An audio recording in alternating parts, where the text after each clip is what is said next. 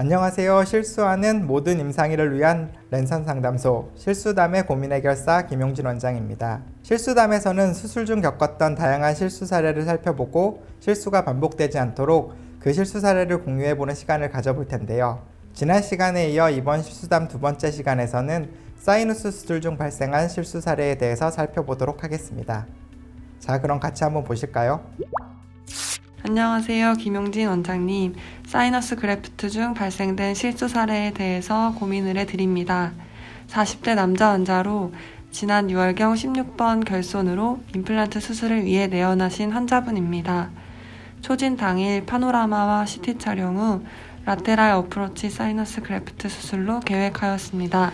수술 당일 측방 거상 접근법으로 보바인본 1g을 이식하였고 7일 뒤 감염이 발생하여 다시 수술 부위를 열고 이식제 및 염증 조직을 모두 제거하였습니다. IND를 시행하면서 수술 부위에 펜로즈 드레인을 삽입하였고 3일 뒤 드레인 제거 후 그로부터 10일 뒤 다시 CT 촬영을 하였습니다. 이때 CT상에서 오스티움이 다시 열린 것을 볼 수 있었는데요. 이식 부위가 왜 감염이 되었는지 혹시 17번 근심 쪽이 치주염으로 치조골이 상악동저와 매우 가깝게 흡수되었는데 이곳에서 미세천궁이 존재해서 여기서부터 감염이 시작되었는지 어떤 이유로 감염이 되었는지 알고 싶습니다. 자, 이번 사연은 사이누스 본그래프트 중 발생한 실수 사례였는데요. 어떤 문제가 있었는지 한번 엑스레이와 환자 기본 정보들을 보면서 얘기를 해보도록 하겠습니다. 자, 그럼 엑스레이를 좀 보도록 하겠습니다. 초진 사진이네요. 이렇게 16번 부위의 오랜 무치약 상태로 인해서 국소적인 함기화가 심한 상탕을 보실 수 있겠고요. 17번 부위 쪽으로는 루트 쪽으로는 사이너스의 함기화가 일어나지 않아서 돌출되어 있는 양상을 보실 수 있습니다. 술전 사진이고요. 술전에 사이너스 캐비티 안에 뮤코자 시크닝이나 특별한 병변은 보이지 않습니다. 자세히 보면은 잔존 사이너스 플로어 부위가 굉장히 얇은 걸 확인하실 수 있습니다. 하지만 저렇게 라테랄 월 쪽에 동시에입으로 붙어 있는 건 아마 사이너스 폴립과 같은 결합 조직의 비우 이 정도라고 보시면 될 것 같고 사이너스 수술의 금기증은 아니니까 그냥 진행을 하셨던 걸로 판단이 됩니다. 수술 당일에 그래프트 머테리얼 잘 위치해져 있는 걸 보실 수 있고요. 자, 그런데 이제 7일째 CT를 찍으셨네요. 아마 수술하고 나서 직후에 찍은 CT가 있으면 조금 더 원인을 찾는 데 도움이 될 수도 있는데 일단 보내주신 자료로는 수술 후 7일째 CT밖에 없네요. 저렇게 그래프트 머테리얼이 사이너스 캐비티 안으로 들어갔다기보다는 아마 멤브레인이 전체적으로 시크닝이 되면서 그래프트 머테리얼이 아마 멤브레인 하방 쪽으로 거상되면서 이렇게 밀려 올라간 듯한 양상을 보여주고 있습니다. 사이너스 멤브레인은 굉장히 시크닝이 심한 걸 확인하실 수 있고요. 사이너스 캐비티의 절반 이상 약 70% 가까이 멤브레인이 시크닝이 된 걸 확인하실 수 있습니다. IND 하시고 제거를 하셨다고 하셨는데 이제 그러고 나서 수술 후 20일째 CT를 보시면 사이너스 멤브레인의 시크닝 자체는 굉장히 줄어든 양상을 보실 수 있고요. 자, 여기까지가 이제 보내주신 자료를 바탕으로 설명을 드린 게 되겠고요. 제가 이제 사이누스 수술 후 발생할 수 있는 컴플리케이션들이 여러 가지가 있는데 사이누스는 그런 것 같아요.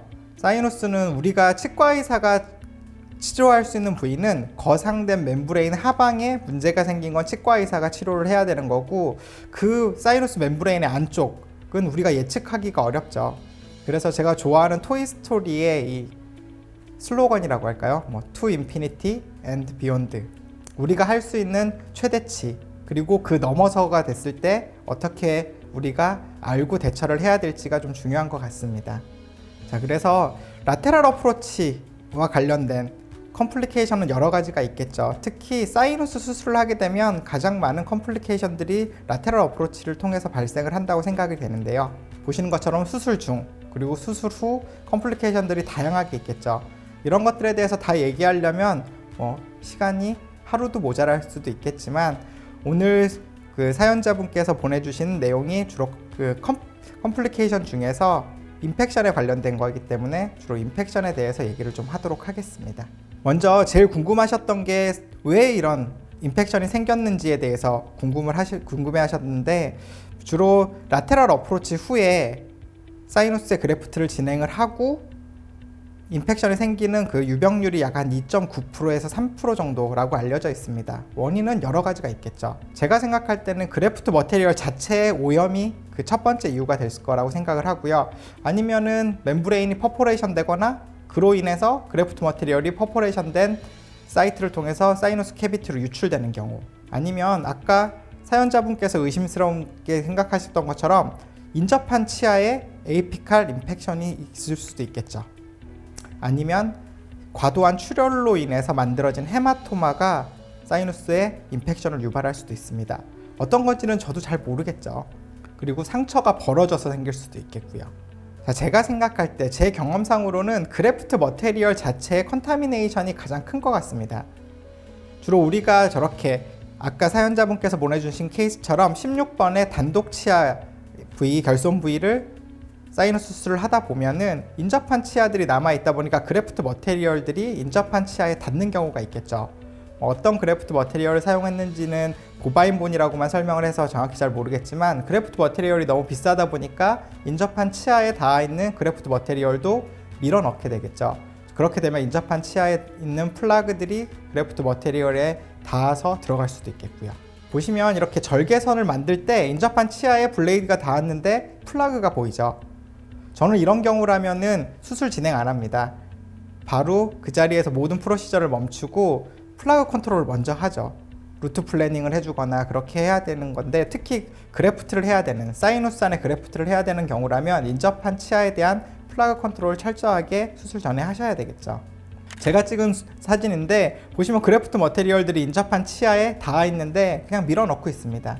물론 안 닿게 할 수는 없겠죠, 수술 중에. 그러니까 닿았더라도 문제가 되지 않도록 인접한 치아에 대해서 깨끗한 플라그 컨트롤을 하시는 게 좋을 것 같고요. 자, 그래서 전 이렇게 수술점 플라그 컨트롤을 열심히 하고 있는 편이고요. 어쨌든 사이누스 안에 그래프트 머테리얼이 감염이 됐든 아니면 다른 원인에 의해서 염증성 질환이 생긴 것들을 우리가 상악동염이라고 부르게 됩니다. 상악동염의 원인은 여러 가지가 있겠는데요. 자, 그렇다면 우리가 사이누스 수술 이후에 인펙션이 생겨서 통증이 일어나는 것과 아니면 수술 후에 자연스럽게 발생하는 통증들과에 대해 감별이 필요합니다. 통증이 지속된다고 다 사이누스의 인펙션을 의심할 수는 없거든요. 자, 그렇다면 가장 큰 차이점은 수술 후의 통증들은 대부분 수술 직후부터 한 2-3일 정도 지속돼서 나타나죠. 대부분 통증은 그 스웰링과 유사하게 증가를 하기 때문에 스웰링의 그 절정에 이르는 2-3일 정도까지는 대부분 상승합니다. 하지만 5에서 7일이 지나더라도 통증이 남아있거나 아니면 일단 통증이 감소했다가 다시 5에서 7일이 지난 이후에 다시 통증이 생긴다면 사이노사이티스를 의심을 해봐야 되겠죠. 지금 사연자분께서 보내주신 증례는 어떤 이유 때문에 7일째 인펙션이 됐다고 판단하셨는지는 잘 모르겠지만 아마 이런 통증과 퍼스의 디스차지 이런 것들이 있었을 거라고 사료가 됩니다. 앞서 제가 처음에 어떤 원인들에 의해서 사이노사이티스, 즉 인펙션이 생기는지에 대해서는 말씀을 드렸죠. 일단 원인을 찾기보다 해결하는 게 먼저인 것 같아요. 해결을 해야 되는 방법은 저는 그냥 단계별로 해결을 하라고 말씀드리고 싶습니다. 첫 번째는 저는 메디케이션을 먼저 해봅니다. 아까 사연을 주셨던 원장님께서는 7일째 바로 인펙션이 의심돼서 IND를 하시고 그래프트 머티리얼과 염증 조직을 다 제거하셨다고 그러는데, 만약에 저였다고 한다면 먼저 메디케이션을 시행했을 것 같아요. 여러 가지 메디케이션 중에서 강조드리고 싶은 건 항생제입니다. 우리가 사이누스 내부에는 블러드 서플라이가 좋으니까 어떤 뼈 이식제를 써도 뼈가 잘 된다고 알려져 있습니다. 저도 동의합니다. 하지만 그거는 거상된 멤브레인의 하방이죠. 우리 사이누스 캐비티에 대해서 한번 고민을 해보면 뒤쪽에서는 포스테리어 슈페리어 알베올라 아테리, 후상층조 동맥에서부터 오는 풍부한 블러드 서플라이가 있을 거고, 위쪽에서부터는 인프라오비탈 아테리에서부터 분지되는 아테리들이 있을 거고, 저 안쪽, 즉 팔라탈 쪽에서는 그레이터 팔라타인 아테리의 분지들이 사이누스 캐비티 안으로 블러드 서플라이를 해주게 되겠죠. 즉 거상된 멤브레인 하방에 그래프트 머테리얼이 잘 위치만 된다면 블러드 서플라이는 좋습니다. 하지만 그래프트 머테리얼의 인펙션이든 아니면 사이누스 멤브레인 안쪽에, 즉 사이누스 캐비티 안에 어떤 문제에 의해서 기저질환으로 인해서 사이누스 멤브레인 안쪽에 어떤 인펙션이 생겼다고 한다면 블러드 서플라이가 취약합니다. 왜냐하면 사이너스 멤브레인 쪽으로는 라지 블러드 베슬이 없거든요. 작은 블러드 베슬을 통한 퍼퓨전을 통해서 블러드 서플라이가 이루어지기 때문에 사이너스 멤브레인 안쪽은요. 그래서 사이누스사이티스를 치료하는 항생제를 선택함에 있어서는 용량은 크고 듀레이션, 즉 복용 기간은 충분히 늘려줘야 됩니다. 그래서 루틴하게 사이너스 수술하고 난 다음에는 오구멘틴 같은 것들을 375mg짜리를 퍼스트 초이스로 주지만 사이누사이티스가 발생됐다고 생각이 된다고 한다면 375mg짜리보다는 625mg짜리를 하루 3번 정도 주게 되고요. 그리고 사이누사이티스로 가게 된다면 우리가 어떤 인펙션 하에서는 그 박테리아들의 균주가 조금씩 변하게 되거든요. 인펙션의 초기에는 에어로브, 즉 호기성 세균들이 발생을 하고 그로 인해서 가스포밍 박테리아들이 주로 메인 박테리아들이 되겠죠. 그런 다음에 이제 인펙션이 진행되거나 계속 그 सब사이드가 되지 않는 상태에서라면은 어네로브들이 많이 발생하게 됩니다. 그래서 사이누사이티스에서 특히 크로닉 타입이라고 한다면 어네로브들, 호기성 그 세균이 아닌 현기성 세균들에 적합한 메트로니다졸을 같이 처방을 해주는 게 훨씬 더 도움이 되겠죠. 그래서 제가 만약에 사연을 주신 원장님 같은 그런 증례가 발생을 했다고 한다면 이렇게 쓸 것 같아요. 오구멘틴 625mg짜리 하루 3번, 그리고 메트로니다졸 500mg짜리 하루 3번을 약 2주 정도 처방을 하고 증상을 보겠죠. 비슷한 케이스를 하나 준비를 해봤습니다. 16번과 24번에 사이누스 수술과 동시에 같이 2개의 임플란트를 식립을 했죠. 자, 술전 사진에서 보시면 사이누스 깨끗해 보이죠? 사연자분께서 주신 것처럼 사이누스 내부에 어떤 병변도 찾아볼 수가 없습니다. 말씀드린 대로 그래프트하고 임플란트 2개 저렇게 심었습니다. 자, 수술 직후 찍은 CT입니다. 보시면은 그래프트 머테리얼 잘 안정화되어 있는 걸 확인하실 수 있고요. 자, 그런데 2주째 환자분이 갑자기 머리가 너무 아프다고 찾아온 거예요. 그리고 사이누스 에어리어 대부분 오비트의 하방, 안화 아래쪽으로 눌러보면 굉장히 아프다고 그러거든요. 눈이 빠질 것처럼 아파요, 머리가 깨질 것 같아요, 밤에 잠을 잘 못 자겠어요. 이런 것들이 대부분 급성 사이누사이티스의 증상이라고 생각을 하는데요. 그래서 CT를 찍어봤습니다. 환자 증상을 바탕으로. 그랬더니 사이누스 멤브레인이 양쪽 다 저렇게 꽉 부어 있었어요. 뭐가 문제였을까요? 그래프트 머테리얼의 감염? 저는 그렇게 생각하지 않았어요. 왜냐하면 구강내는 깨끗했거든요. 구강내에서 퍼스가 디스차지 되거나 어떤 피스툴라가 만들어지거나 그런 건 전혀 없었습니다. 그래서 이런 경우라면 빼야 될까요? 임플란트 빼고 그래프트 머테리얼 제거한다고 좋아질까요? 일단 그거는 차선으로 미루고 첫 번째는 메디케이션을 시행을 했습니다. 앞서 말씀드린 바와 같이 오구멘틴 625mg과 메트로니다졸을 하루 3번 처방을 하고 지켜봤죠. 자, 그런데 왜 이렇게 됐을까? 한번 원인을 찾아보기로 했어요. 지금 이 사진이 수술 직후에 찍은 CT입니다. 이 당시에 제가 간과한 게 하나 있었어요. 이 환자는 만성 알러지성 비염 환자였습니다. 보시면 우리가 사이너스 수술을 하고 나면 그래프트 머테리얼이 잘 있는지, 멤브레인 찢어지지 않았는지, 임플란트 잘 들어갔는지 저희는 그것만 항상 확인을 하죠. 하지만 이 환자 보시면 양쪽 오스티움 쪽을 싸고 있는 네이잘 뮤코자가 저렇게 스웰링이 심합니다. 우리가 다들 아시는 것처럼 사이누스는 아나토믹한 스트럭처가 아니라 펑션을 하는 오간이라고 생각을 하셔야 될 것 같습니다. 이따가도 말씀드리겠지만, 그럼 그 펑션을 유지하는 가장 큰 중요한 포인트는 뭘까요? 바로 오스티움이거든요. 사이누스 캐비티에서부터 네이잘 캐비티로 배출되는 개구 부인 오스티움의 그 페이턴시가 중요하게 되는데, 우리 오스티움을 싸고 있는 건 사이누스 쪽에서는 사이누스 멤브레인, 네이잘 캐비티 쪽에서는 네이잘 뮤코자가 싸고 있는데, 비염 환자에 있어서 저렇게 네이잘 뮤코자가 부어 있으면 저쪽을 통해서 오스티움이 막혀 있겠죠. 막혀 있을 수도 있겠죠. 작아져 있거나. 즉 기능을 유지하기 위해서 필요한 오스티움의 최소 사이즈보다 오스티움이 작다고 한다면 수술을 하지 않은 상태에서는 크게 문제는 없겠지만, 수술을 해놓고 나서 급성 염증 반응기에 그런 급성 염증 산물들이 오스티움을 통해서 배출이 되지 못하니까 인펙션이 생길 수 있을 거라고 생각을 합니다.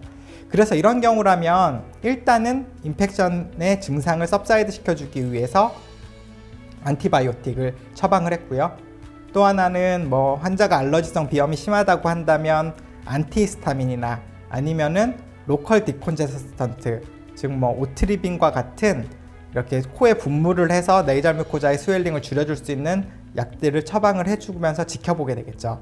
그래서 메디케이션 시행하고 1주째 팔로업 CT를 찍어봤는데요. 일단 सब사이드가 되고 네이절 뮤코자 쪽의 스웰링도 감소된 걸 보실 수 있습니다.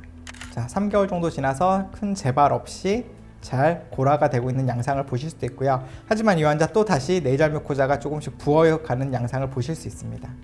하지만 뭐 사이너스 캐비티 내부에 일단 수술 직후에 급성 염증 반응기를 거치고 안정화 단계에 들어서서는 크게 사이너스의 문제는 없었었죠. 자, 그래서 한번 리뷰를 해보겠습니다. 수술 직후 2주째 증상이 발견이 됐죠. 사이너스 멤브레인이 굉장히 스웰링이 심하게 돼 있고요. 그래서 메디케이션을 하고 나서 1주 정도 지나고 나서 그 메디케이션이 잘 효과를 낼 수 있다면 저렇게 좋아집니다. 환자의 증상도 좋아지고요. 그리고 3개월째까지 아무 문제 없이 잘 유지돼서 최종 보철까지 마무리했던 케이스가 되겠습니다. 자, 그래서 저는 만약에 사연자분께서 보내주신 것처럼 그런 케이스가 있었다고 한다면 첫 번째로는 IND를 하기 전에 메디케이션을 먼저 해봤을 것 같아요.